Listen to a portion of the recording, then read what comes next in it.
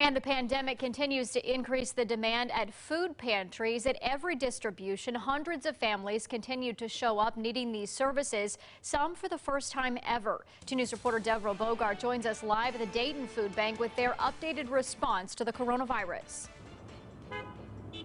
Brooke, we've said multiple times how the demand at the food bank has more than doubled, but here we are 7 weeks later, and Lee Lauren Truesdale with the food bank says people still showed up more than 3 hours before the distribution even started today, so that just shows the continuous need they're seeing. Wednesday morning, cars wrap around the Dayton Food Bank as members of the Ohio National Guard fill up trunks and back seats with enough food for a month. COVID-19 is hitting everyone pretty hard right now because so many people are out of work right now and they can't go grocery shopping. So I'm really so glad that the Ohio Army National Guard has been very proactive in helping out the food banks. It's now a common sight, going on 7 weeks since the food bank started pandemic operations. Lee Lauren Truesdale with the food bank says another new normal is the hundreds of new families they see every distribution. Some distributions we're seeing about 450, 500 individuals. That seems to be a pretty constant number for us. And then other days we're busier. We're seeing upwards of almost 800 families coming through the drive-thru every 2 hours. Before the pandemic, their average was about 200.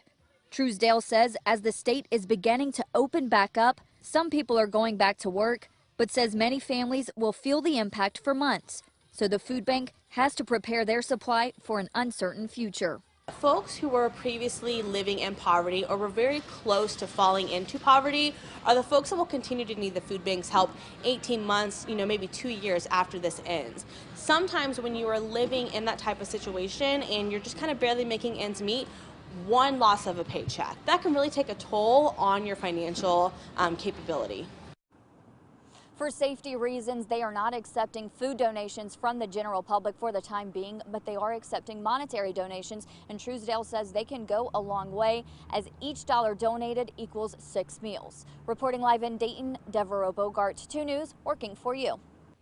You can help local families struggling to put food on the table. Thursday, WDTN is coming together with our fellow Nexstar stations for a virtual telethon to feed food banks across Ohio. For every dollar you donate, the Dayton Food Bank can provide assistance where it is needed most. Take part in the coronavirus response Feeding Ohio Thursday at 4 p.m. We will give you the phone number for you to call then.